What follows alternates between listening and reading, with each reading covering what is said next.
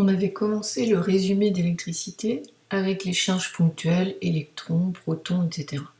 Et on a fait une application sur les dipôles électriques.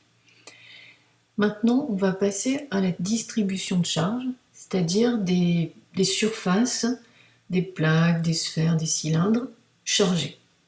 Vous voyez vraiment la différence entre une petite charge toute seule et maintenant la distribution des charges. Donc on prend une nouvelle feuille.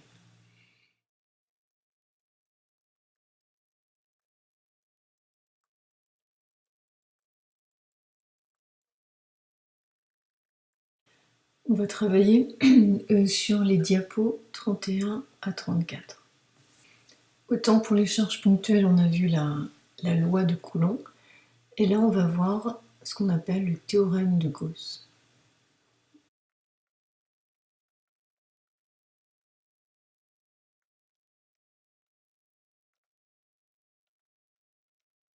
Pour comprendre le théorème de Gauss, donc on va se reporter directement aux diapositives du cours, et là on se contentera de mettre le résumé. À la diapo 31, on va d'abord expliquer ce que c'est qu'un flux. Pour l'instant, je ne suis pas encore au théorème de Gauss, on va juste expliquer ce que c'est un flux. Et pour cela, on va imaginer tout simplement pour un courant d'air à travers une fenêtre. Donc là, on a un dessin sur le côté. On imagine bien que on a d'autant, donc la fenêtre c'est le rectangle, on a d'autant plus d'air qui arrive, de courant d'air, qu'il y a du vent. On va mettre que les molécules d'air ont une certaine vitesse. Plus la fenêtre est grande, plus on aura de courant d'air aussi. Et on imagine bien aussi que si on est pile en face de la fenêtre ouverte, on aura plus d'air que si on est un peu plus sur le côté. Donc il y a une histoire d'angle aussi qui va rentrer en jeu, qu'on va noter sous la forme cos θ. À la place de mettre S comme surface de la fenêtre, on va mettre plutôt un A comme air de la fenêtre. Donc le courant d'air, il va dépendre de la vitesse de l'air, de la surface de la fenêtre et de l'angle avec lequel arrive cet air-là. Et A cos θ, on va noter ça. On va le remplacer par un vecteur A qu'on va appeler un vecteur surface, on y reviendra après. Et donc ce courant d'air, il va dépendre finalement A cos θ, ça nous fait penser à un produit scalaire. Donc finalement, le débit d'air, on va pouvoir le noter comme ça, V scalaire A, on aura bien V fois A fois cos θ. Au lieu de parler de débit d'air, on va parler de flux d'air, et le flux, on le note avec cette lettre grecque phi. Donc ça, c'était juste pour faire un parallèle, et maintenant, on va simplement, par analogie, remplacer la vitesse des molécules par le champ E. Donc là, on imagine qu'on a une surface aussi, comme la fenêtre, qui est traversée par des lignes de champ électriques. Et on s'intéresse au flux de champ qui traverse cette fenêtre. Donc par analogie avec cette formule-là, on va retrouver ici le flux du champ électrique. Donc V est remplacé par E, scalaire A. Ce n'est pas à prendre, mais juste l'isoler un petit peu, la repérer, cette formule-là. Et donc ici, là, on voit bien l'angle, par exemple, entre la fenêtre et le courant d'air. On passe à la diapositive suivante. Et maintenant, on va imaginer une surface qui n'est pas plane. Par exemple, un volume un petit peu comme un haricot, par exemple. Ça pourrait être n'importe quoi. Imaginez surtout que c'est pas plan, mais que c'est tout un volume. Et on aimerait connaître le flux traversé par cette surface-là, le flux du champ électrique. Mais nous, on ne sait faire que, donc on a vu que le flux à travers une surface plane s'écrivait E, le flux du champ électrique, s'écrivait E scalaire A, qui s'appelle le vecteur surface. Ça, c'est à travers une surface plane. Et à travers une surface non plane, on ne sait pas faire. En physique, là, ça va être un petit peu compliqué. Donc pour se rapprocher du modèle que l'on connaît, c'est le cas dès qu'on a un volume, par exemple une orange, n'importe quoi, pour arriver à une surface plane, on va découper cette surface en plein de petites surfaces. Donc on pourrait faire, comme je vous dis, de la même façon avec une orange coupée sur laquelle on ferait plein de petites stries comme ça. Voilà, donc, et on va découper ce volume-là, cette surface bombée, par exemple comme ça, hein, en plein de petites surfaces. De telle sorte que finalement, une petite surface ivisole, par exemple celle-ci, elles seront suffisamment petites pour être considérées comme planes. Et du coup, je serai ramenée, je pourrai trouver le petit flux à travers cette petite surface-là. Donc je vais l'appeler défi. Elle est suffisamment petite pour que le champ soit considéré comme uniforme dans cette surface-là. Le champ, on va le faire comme tout à l'heure à travers la fenêtre, on va dire qu'il sort par exemple de la surface. Donc il est considéré comme uniforme, donc je vais l'écrire E, scalaire, la petite surface dA. Le vecteur surface, autant A que dA, c'est un vecteur qui sera toujours considéré, c'est noté ici, comme un vecteur perpendiculaire à la surface considérée et qui est dirigé vers l'extérieur. Par convention, on va le noter comme ça.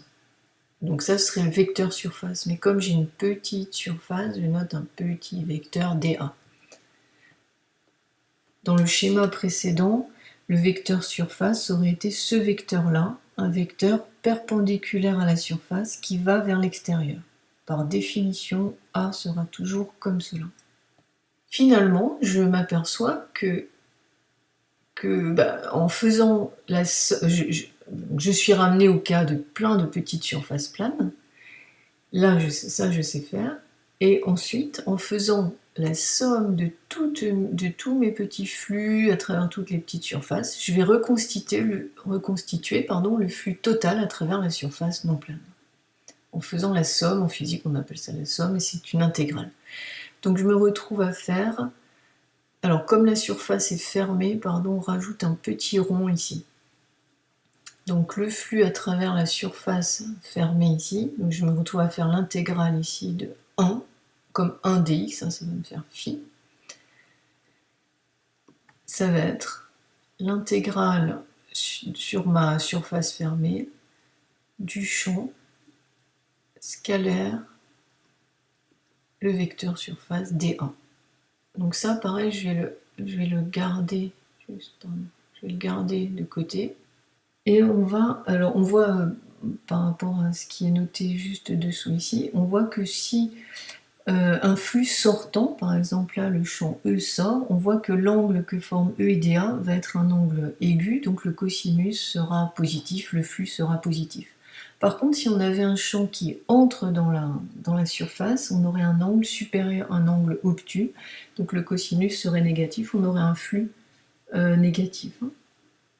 On arrive enfin au théorème de Gauss, qui nous dit, qui est écrit un petit peu plus loin, on va le voir à la diapo 33, qui est ici. On le reprendra après dans le résumé, donc ne vous inquiétez pas pour l'instant.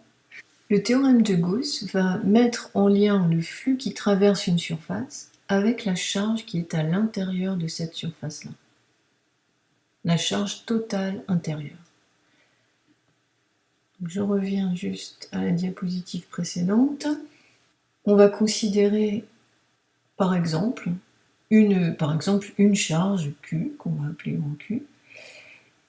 Et pour appliquer le théorème de Gauss, il faudra commencer par déterminer une surface, peu importe laquelle, c'est une surface fictive, mais qui doit être fermée.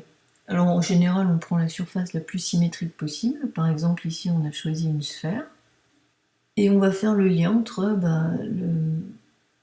les charges entièrement, qui sont totales comprises dans cette surface-là, et le champ électrique qui traverse la surface. Dans cet exemple-là, par exemple, imaginez qu'il n'y ait pas les pointillés encore. On a une charge 2Q et une charge moins Q. Pour appliquer le théorème de Gauss, on commence par déterminer une surface fermée, fictive, mais fermée. Si on prend par exemple la surface S3, toute cette surface-là, eh bien il faudra écrire que le flux qui traverse cette surface, qui vient des deux charges, donc vous imaginez un champ par exemple qui sort, et bien le flux qui traverse cette surface est égal à la somme des charges à l'intérieur de la surface sur epsilon 0. Donc ici, on aurait au total plus de Q moins Q, c'est-à-dire une charge au total, ici on mettrait Q sur epsilon 0. On va déjà noter ça dans notre résumé. Donc dans le cas d'une distribution de charge, c'est-à-dire d'une surface chargée, pour déterminer le champ électrique, on utilise le théorème de Gauss. Dans le cas d'une distribution de charge, on va le noter comme ça, on détermine le champ électrique grâce au théorème de Gauss. On pourrait le déterminer grâce à la loi de Coulomb. Donc le théorème de Gauss permettra, par exemple, de déterminer le champ créé par une plaque chargée. Imaginons qu'au total, la somme de toutes ces charges fasse grand Q, que ces charges, par exemple, là je suis dans le cas de charge positive, créent un champ positif, créent un champ, je veux dire, qui s'éloigne. Et si je veux déterminer le champ électrique au point M créé par toute cette surface chargée, je vais utiliser le théorème de Gauss qu'on va renoter ici. Le flux du champ électrique est égal, enfin s'exprime comme ça, intégrale avec un petit rond, E scalaire dA, dA étant un vecteur surface orienté vers l'extérieur perpendiculaire à la surface, est égal à la somme des charges à l'intérieur, donc là par exemple moi j'ai appelé ça grand Q, sur epsilon 0. Pour l'unité, on voit qu'il s'agit d'un champ fois une surface, donc Newton par exemple Coulomb moins 1, mètre carré.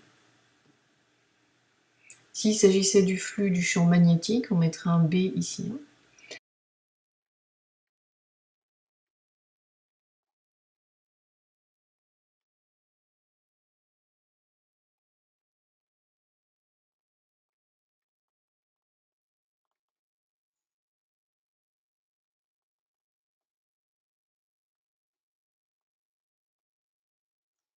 La surface de Gauss, c'est une surface fictive, mais fermée. Et choisi le plus symétriquement possible. On va juste encore se mettre en remarque que le flux sortant est positif et le flux entrant est négatif à cause de l'angle du cosinus.